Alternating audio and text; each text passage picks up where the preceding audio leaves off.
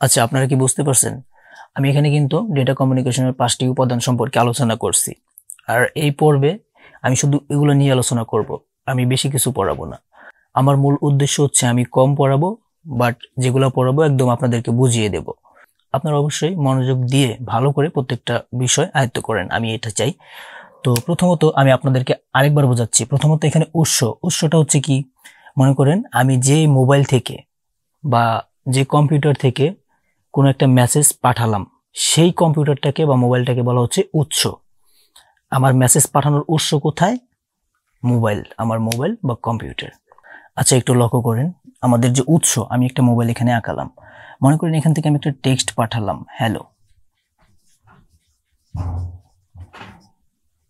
Hello লিখে একটি text আমি পাঠালাম। এই হ্যালো টেক্সটটা এটা যাবে হচ্ছে প্রেরকের কাছে। প্রেরক, আমাদের এই মোবাইলের মধ্যে একটা প্রেরক যন্ত্র থাকে, মনে করেন আমরা ধরে নিলাম এটা একটা প্রেরক যন্ত্র।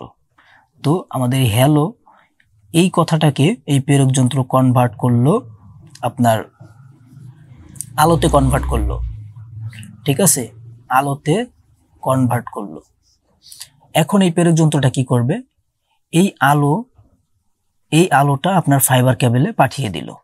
ফাইবার কেবল কোথায়? এই যে এটা হচ্ছে মাধ্যম হিসেবে আমরা কয়েকটা জিনিস পাই, যেমন আলো পাই, তার পাই, রাউটার পাই, তারবিহীন মাধ্যম, রেডিও, তারপর হচ্ছে টেলিফোন লাইন, এগুলো হচ্ছে তারবিহীন মাধ্যম।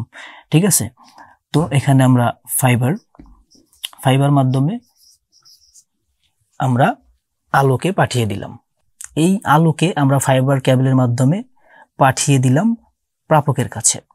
এখন এই প্রাপক ডিভাইস, এই যে এখানে একটা ডিভাইস ছিল প্রেরক ডিভাইস, এরকম প্রাপকের ডিভাইসেও একটা প্রাপক ডিভাইস রয়েছে, যেটা কি করবে? এই যে আলোটা, ফাইবার কেবলে যে আলোটা আছে, এই আলোটা গ্রহণ করবে বা রিসিভ করবে। রিসিভ করার পর এটাকে আবারও কি করবে? ডিজিটাল সংকেতে রূপান্তর করবে।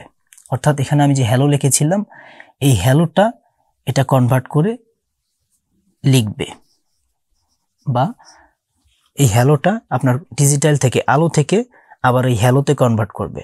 হ্যালোটা কিন্তু প্রথমত প্রেরক যন্ত্রের কাছে এসে সেটা আলো হয়ে গেছে।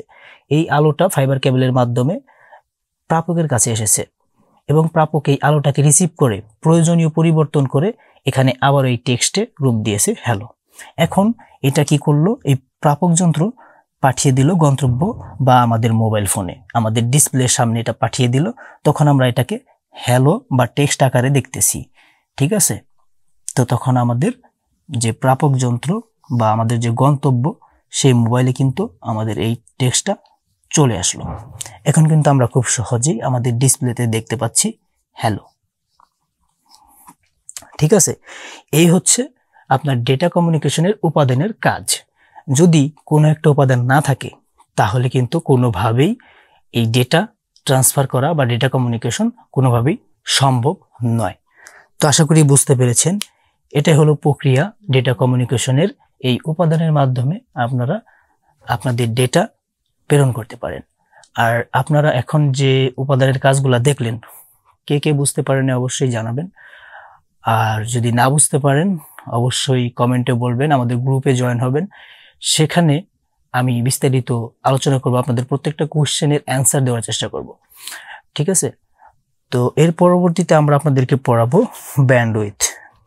আচ্ছা চলেন এখন আমরা একটু ব্যান্ডউইথ সম্পর্কে জেনে নিই। আচ্ছা, আপনারা একটু লক্ষ্য করেন, বোর্ডে আমি কিছু লিখেছি। এখন আমাদের টপিক হচ্ছে ব্যান্ডউইথ।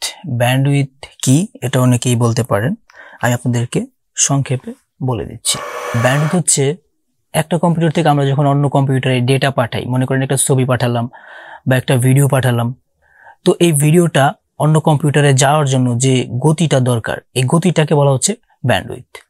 তো আমাদের যে সংজ্ঞাটা ব্যান্ডউইথের, সেটা হবে একটা ডিভাইস থেকে অন্য একটা ডিভাইসে বা একটা কম্পিউটার থেকে অন্য একটা কম্পিউটারে ডেটা পাঠানোর সময় যে গতিতে ডেটাটা যায়, সেই গতিকে বলা হচ্ছে মূলত ব্যান্ডউইথ। ঠিক আছে, এখন আপনাদেরকে আমি বলবো যে ব্যান্ডউইথকে আবার 3 ভাগে ভাগ করা যায়। কি কি? এখানে আপনারা দেখতে পাচ্ছেন ন্যারো ব্যান্ড, ভয়েস ব্যান্ড এবং হচ্ছে ব্রড ব্যান্ড। এর পাশে আমি লিখেছি যে ন্যারো ব্যান্ড কত বিপিএস থেকে কত বিপিএস পাঠাতে পারে সেকেন্ডে। ন্যারো ব্যান্ড 1 সেকেন্ডে 45 বাইট থেকে 300 বাইট পর্যন্ত প্রেরণ করতে পারে এই ন্যারো ব্যান্ড। এই ন্যারো ব্যান্ডটা আমরা দেখতে পাই বিশেষ করে ব্লুটুথের মাধ্যমে কোনো কিছু পাঠালে দেখা যাচ্ছে খুব ধীর গতিতে যায়, ঠিক আছে। এরপর হচ্ছে ভয়েস ব্যান্ড হচ্ছে 1200 বিপিএস থেকে 9600 বিপিএস পর্যন্ত প্রেরণ করতে পারে। এটা আগেরটার চাইতে অর্থাৎ ন্যারো ব্যান্ডের চাইতে একটু উন্নত, ঠিক আছে। এটা আপনারা এখানে দেখতে পাচ্ছেন 1200 থেকে 9600 বিপিএস বা বিট পার সেকেন্ড পাঠাতে পারে। এরপর হচ্ছে ব্রডব্যান্ড হচ্ছে আমরা যে ইউজ করে থাকি ওয়াইফাই, আপনারা পরিচিত এই ওয়াইফাইকে মূলত ব্রডব্যান্ড বলা হয়ে থাকে। এই যে ওয়াইফাই এর মাধ্যমে আপনারা যে ফাইল ভিডিও পাঠান, তারপর হচ্ছে বিভিন্ন ধরনের ডেটা পাঠান, এগুলো কিন্তু খুব দ্রুত চলে যায়। কারণ কি? এটা হচ্ছে ব্রডব্যান্ড সর্বনিম্ন 1 MBPS এবং হচ্ছে সর্বোচ্চ 300 জিবি পর্যন্ত ডেটা 1 সেকেন্ডে পাঠাতে পারে। তার মানে এই যে ব্রডব্যান্ড, এটা কিন্তু আগের দুইটার চাইতে অনেক বেশি গতি রয়েছে। আর এটাই কিন্তু বর্তমানে আমাদের পুরো বিশ্বকে চালাচ্ছে এই ব্রডব্যান্ডের মাধ্যমেই কিন্তু আমরা আমাদের ডেটা পাঠাতে পারছি, আমরা এক জায়গায় থেকে অন্য জায়গায় যোগাযোগ করতে পারছি খুবই দ্রুত, ঠিক আছে। তো এই হচ্ছে আমাদের ব্যান্ডউইথের একটি ছোটখাটো ধারণা, এবং ব্যান্ডউইথের যে 3টা ব্যান্ডউইথ আপনাদেরকে আমি বললাম, এগুলো একটু মনে রাখবেন। কারণ এগুলা আমি যখন পরীক্ষা দিচ্ছিলাম তখন এখান থেকে কোশ্চেন আসছিল, আর আমি অবাক হয়েছিলাম যে এই ছোট্ট একটা বিষয় থেকে কোশ্চেন আসবে। আমি এখান থেকে কোশ্চেন আসছিল, এমসিকিউ আসছিল, এই যে ন্যারো ব্যান্ড থেকে একটা এমসিকিউ আসছিল, তো আমি এটা পেরেছিলাম। তো আমি মনে করি যে আমাদের প্রত্যেকটা টিউটোরিয়াল যদি আপনারা মনোযোগ দিয়ে দেখেন এবং নোট করে রাখেন, আপনাদের জন্য এটা খুবই হেল্পফুল হবে। আর এইখান থেকে আপনার এমসিকিউ 2 থেকে 3টা কমন পড়বে, তাই এটা একটু ভালো করে বুঝে তারপরে যাবেন, ঠিক আছে। তো অবশ্যই একটু স্ক্রিনশট দিয়ে নেন বা আপনার খাতায় নোট করে নেন। আচ্ছা, আশা করি আপনারা এই বিষয়গুলো নোট করে নিয়েছেন। অবশ্যই বাড়িতে প্র্যাকটিস করবেন, কেননা প্র্যাকটিস না করলে, আপনি যদি এগুলো মুখস্থ না করেন, তাহলে কিন্তু পরবর্তীতে পরীক্ষার হলে গিয়ে আপনি কিছুই পারবেন না, মনে পড়বে না, অর্থাৎ পেটে থাকবে বাট মুখে আসবে না, মাথায় আসবে না, তখন কিন্তু কিছুই লিখতে পারবেন না। তাই আমি মনে করি প্রত্যেকদিন আমাদের এই টিউটোরিয়ালগুলো দেখবেন এবং প্রত্যেকটা চ্যাপ্টার আপনি খুব দ্রুতই শেষ করতে পারবেন। যেমন ইউনিট 4 কিন্তু আমি মাত্র 3টা পর্বে শেষ করে দিয়েছি, আর খুবই ছোট ছোট পর্ব। আমি যেহেতু সহজভাবে বলি, এই কারণে আপনারা খুব দ্রুতই পড়তে পারতেছেন, ঠিক আছে। তো আজকে এই পর্যন্তই থাকলো। পরবর্তী কোনো ভিডিওতে অবশ্যই দেখা হয়ে যাবে, পরবর্তী পার্ট অবশ্যই দেখবেন, কেননা পরবর্তী পার্টে আমরা পড়াচ্ছি হচ্ছে ডেটা ট্রান্সমিশন মেথড। এটা খুবই গুরুত্বপূর্ণ, আর প্রত্যেকটা পরীক্ষায় এই ডেটা ট্রান্সমিশন মেথড থেকে অনেকগুলো কোয়েশ্চেন আসে, ঠিক আছে। আর এখান থেকে আপনি 10-এ 10ই পাবেন যদি মনোযোগ দিয়ে পড়েন। তো দেখা হচ্ছে নেক্সট ভিডিওতে। ভালো থাকবেন, সুস্থ থাকবেন, আল্লাহ হাফেজ।